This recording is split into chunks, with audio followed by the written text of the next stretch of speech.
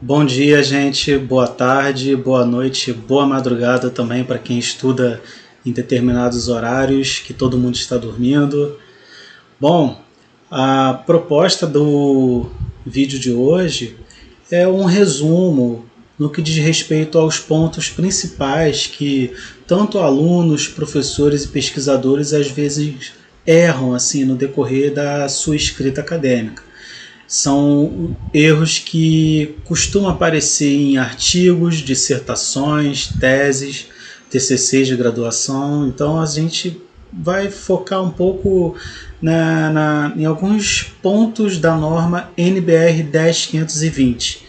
A ideia não é passar toda a norma, nem ler toda a norma, até porque a norma está disponível para consulta, para quem precisar, mas pelo menos focar nos pontos principais para agilizar muito no que diz respeito à normalização do seu trabalho.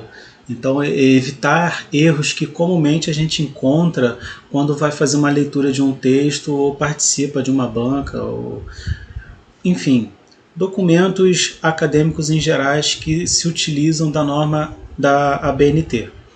Então, vamos lá.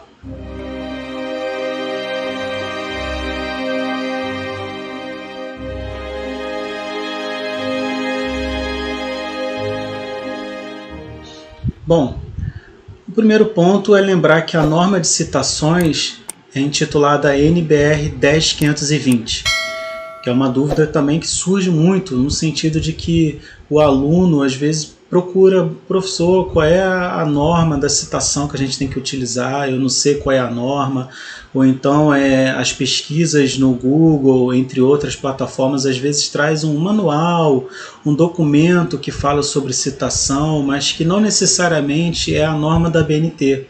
Às vezes é um compilado que até apresenta erros. É comum a gente entrar na internet e verificar normas que, na verdade, são manuais elaborados por qualquer pessoa, que tem exemplos que diz respeito à ABNT, mas às vezes tem algumas opções que diz respeito às outras normas, como, por exemplo, a Vancouver, a APA. Então, para uma pessoa leiga, isso deixa uma formatação que, de início, já é complexa, muito mais confusa. Então, o primeiro passo é lembrar que a norma de citações é justamente essa daqui, a NBR 10520. A partir daí, uns pontos principais que vale a gente trabalhar para evitar os erros no que diz respeito à citação. Bom, as regras gerais diz que as citações chamadas pelo sobrenome do autor ou instituição ou mesmo título, no caso de obras que estão sendo citadas, mas que você não tem o autor, elas são iniciadas pela letra maiúscula e minúscula. Porém, quando estiverem entre parênteses, devem estar em letras maiúsculas. Ou seja, é muito comum a gente ver essa confusão entre, eu estou citando um autor, e aí você vai pegar o texto, quando o autor está dentro dos parênteses, ele está em minúscula, às vezes em maiúsculas, fica uma coisa bagunçada, né? Então, para sintetizar, sempre que a gente citar um autor, um título ou uma instituição fora dos parênteses, só a primeira letra é que é maiúscula, tal como está aqui no exemplo da norma. Então, o autor Altier Reiss, ele só está com a primeira letra do nome maiúscula. Porém, quando a gente cita um autor dentro dos parênteses, todo o nome dele vai constar em caixa alta. Então, essa é uma confusão muito comum que a gente deve evitar. Então, simplesmente, dentro dos parênteses é caixa alta. Fora dos parênteses é só a primeira letra do nome. Certo, gente? No que diz respeito às citações diretas de até 3 linhas, tal como está aqui apontando a mãozinha, essas citações devem vir dentro de aspas. Ou seja, a norma traz 2 exemplos aqui. Babur, e aí vem a data e a página, descreve o estudo da morfologia dos terrenos.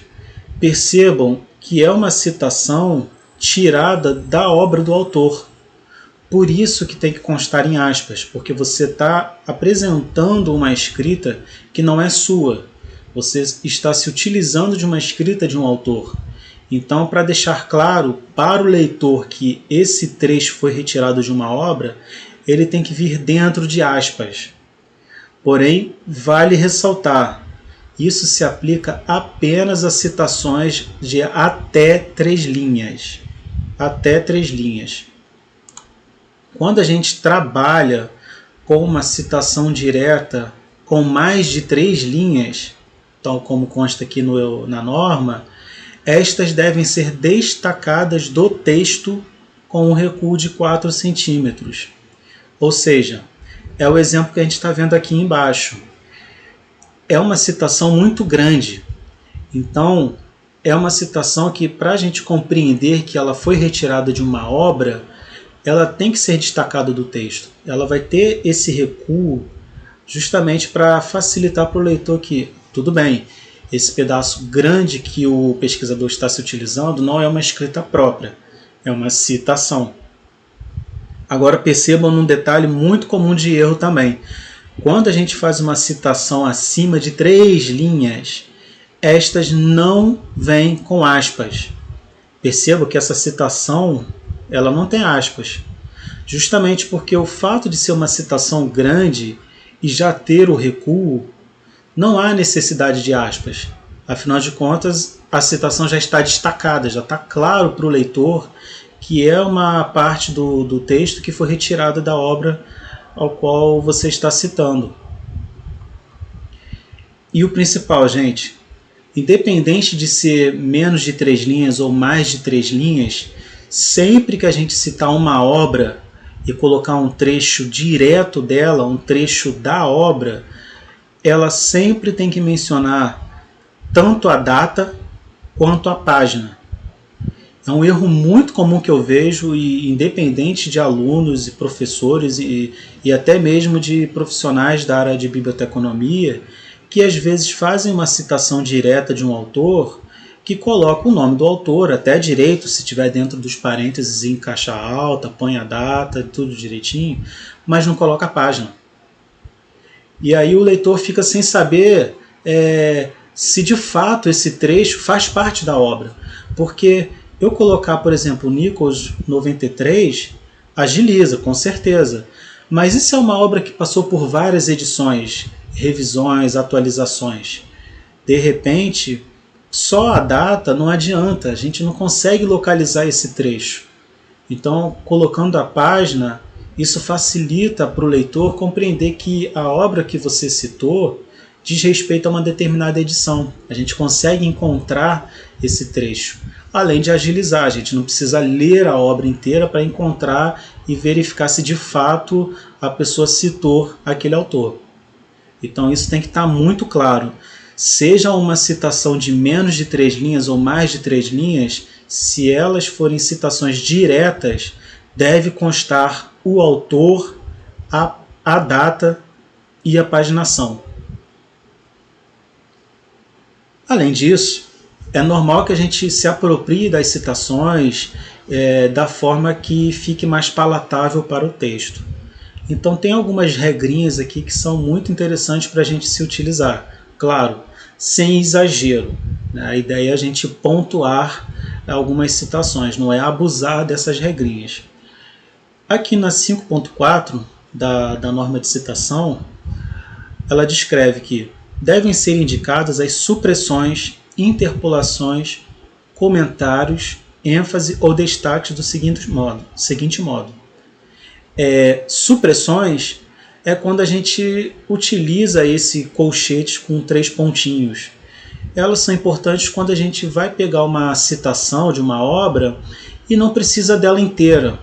De repente tem algum trecho dentro da citação que não nos interessa ou que é redundante, enfim, não há uma necessidade da gente transcrever na íntegra para a nossa pesquisa.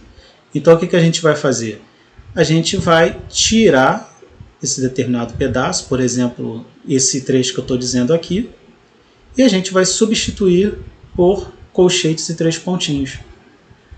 É um recorte dentro de uma citação. Então a gente tem que ter um cuidado para a citação não ficar sem pé nem cabeça. Então tem que fazer um sentido esse recorte. As interpolações, acréscimos ou comentários a gente coloca dentro dos colchetes. Então, por exemplo, digamos que tem um trecho da citação que a gente quer desenvolver, quer explicar melhor, ou a gente quer corrigir a própria citação que a gente está se utilizando. A gente pode colocar dentro da citação os colchetes e nesses colchetes acrescentar uma palavra ou uma correção que a gente considera pertinente para a citação que está sendo utilizada. Então, é uma tática de interferência na citação. A ênfase ou destaque, ela pode ser feita através de um grifo, negrito ou itálico da citação. Então, alguns exemplos no qual a gente pode estar pensando a própria norma de citações. Na 5.5, a norma diz que, quando se tratar de dados obtidos por informação verbal, seja palestras, debates, comunicações, deve-se indicar entre parênteses a expressão informação verbal, mencionando-se os dados disponíveis em nota de rodapé. Isso é uma citação muito interessante quando a gente participa de eventos, de alguma orientação, de alguma palestra, fontes de informações que são confiáveis, que são pertinentes para a nossa pesquisa, mas que a gente não tem um documento registrado. A gente não está consultando um artigo, a gente não está consultando uma dissertação ou uma pesquisa publicada em um congresso. Então, às vezes, vale a gente pegar aquela fala, uma fala seja transcrita ou gravada, e colocar ela no texto, porém apresentando esses parênteses aqui, informação verbal. E claro, não deixar de colocar nota de rodapé, porque você vai, através da nota de rodapé, justificar a importância dessa informação verbal. No exemplo da norma, você está dizendo que a notícia foi fornecida por um determinado autor em um congresso, no mês tal, no ano tal, ou seja, a nota de rodapé vai trazer o máximo de informação sobre essa citação verbal, tendo em vista que não há um documento para ser citado. Então é um exemplo muito importante, porque muitas das vezes a gente deixa de trabalhar com informação verbal por não saber como citar e referenciar depois. Bom, dando um pequeno destaque para a questão de grifos, da própria palavra destaque para uma citação, acho que vale a gente voltar e discutir o que está na norma, no ponto 5.7, em que a norma diz que para a gente enfatizar trechos da citação, devem ser destacados e indicando esta alteração com a expressão grifo nosso entre parênteses, após a chamada da citação, ou o grifo do autor, caso o destaque já faça parte da obra. Porque tem isso, de repente na nossa pesquisa a gente considera que tem um trecho da citação que vale destacar, mas muitas das vezes a gente consulta uma obra que o próprio autor já destacou aquela citação, já destacou um pedaço. Então como a gente vai colocar isso? A gente pode, seja através da prática de negritar, de colocar em itálico um trecho da citação, tal como está aqui. A gente vai depois colocar o sobrenome do autor, a data e a página normalmente, porém explicar logo em seguida se esse grifo é nosso, ou seja, nós que evidenciamos na citação, ou tal como no caso abaixo, em que a gente escreve grifo do autor, quando a citação já vem com esse realce aqui dentro. Então, isso é um erro muito comum, em que muitas das vezes a gente pega um texto e a gente não sabe se o grifo que foi feito foi o pesquisador ou da própria obra que foi consultada.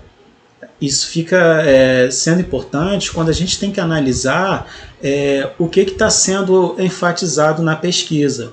Porque muitas das vezes o pesquisador está desenvolvendo, está escrevendo, ele realça trechos justamente porque ele vai se aprofundar no decorrer da pesquisa. E aí a gente tem que entender se justamente ele vai enfatizar, e por isso ele destacou, ou se simplesmente foi enfatizado pela obra pesquisada. Então isso é uma questão muito importante e é um erro muito comum quando a gente consulta um trabalho acadêmico. Seguindo para o 5.8, vale a gente pensar sobre esse seguinte trecho. Quando a citação incluir texto traduzido pelo autor, deve-se incluir após a chamada da citação a expressão tradução nossa. Ou seja, é comum a gente consultar obras em outros idiomas, mas que não é interessante para o leitor do país da pesquisa, de repente trazer essa citação em outro idioma, né? Então o que a gente pode fazer? A gente pode traduzir, né? A gente faz uma tradução da obra que foi consultada. Perceba que a gente mantém a questão das aspas, se for uma citação menor de 3 linhas. A gente vai citar o autor, a data, a página normalmente, mas com a obrigatoriedade de dizer tradução nossa. Que a gente está deixando claro que esse trecho foi tirado desse autor, mas que nós traduzimos. Afinal de contas, a gente sabe que a questão da tradução pode trazer alguns equívocos, algumas diferenças. E isso tem que estar claro dentro da pesquisa. Por fim, eu não vou passar toda a leitura desse slide, mas eu vou pontuar algumas questões que são principais. A primeira é que a gente se depara muito com várias citações de vários autores que têm o mesmo sobrenome. E aí fica um complicador, porque, por exemplo, Brasil, quantas pessoas possuem Silva no sobrenome? Possuem Barbosa no sobrenome. Então, como é que a gente vai fazer para citar autores diferentes que têm o mesmo sobrenome? A gente vai acrescentar na citação, seja dentro ou fora dos parênteses, a primeira letra do prenome dele, do primeiro nome. Então, digamos que seja Cláudio Barbosa. E aí a gente também citou um outro autor que é Olavo Barbosa. Como é que a gente vai fazer essa diferença na citação? A gente vai colocar o sobrenome normalmente e a primeira letra do nome deles, para diferenciar. Então é um exemplo que a gente pode considerar, porém, caso não seja o suficiente, em última situação, a gente pode colocar tanto o sobrenome como o nome inteiro da pessoa.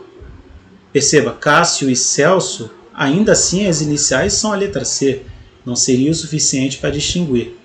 Então, nesse caso bem atípico, há necessidade de colocar o nome por inteiro. Outro exemplo é quando a gente cita várias obras de um autor que possuem a mesma data, mas são obras diferentes. Então, por exemplo, aqui a gente tem o Résidé de 1927. Mas digamos que essa outra obra do mesmo autor também é de 1927. Como é que a gente vai distinguir essas obras do autor? A gente coloca logo depois da data a letra A, B, que é de seguimento de ordem alfabética. Então isso é muito comum. No meu caso específico também eu trabalhei com várias obras do Foucault na minha dissertação e no doutorado, e eu tive que me utilizar desse recurso porque a maioria das obras desse autor especificamente constava da mesma data. E por fim, a gente pode, dentro das citações indiretas de diversos documentos de um mesmo autor, mencioná-las juntos, numa mesma citação. Aqui, por exemplo, a gente tem Dreyfus e 3 obras dele, uma de 89, uma de 91 e uma de 95. Isso é interessante quando a gente está desenvolvendo uma citação que é pertinente para a nossa pesquisa, mas que a gente sabe que é uma citação, uma informação que advém de várias obras de um mesmo autor. Então a gente pode somar essas obras numa mesma citação. Tal como autores também. Aqui a gente tem vários autores com várias datas que remetem a vários documentos. Pessoal, a ideia era fazer uma revisão mesmo de pontos cruciais, pontos que são principais no que diz respeito a erros que a gente encontra em trabalhos acadêmicos. Eu espero que tenha tirado dúvidas, tenha tornado a norma de citação um pouco mais clara. E claro, se o conteúdo foi relevante para vocês, ou pelo menos interessante, Se inscreva no canal, porque a ideia é que semanalmente tenha novas publicações, novos conteúdos pertinentes para a pesquisa. E qualquer dúvida, sugestão, crítica, comentário, à vontade, pode fazer que eu leio, eu respondo. Se tiver alguma dúvida em específica que de repente não foi contemplada nesse vídeo, fique à vontade também para colocar, que com certeza vou ajudar vocês. É isso, gente. Até logo!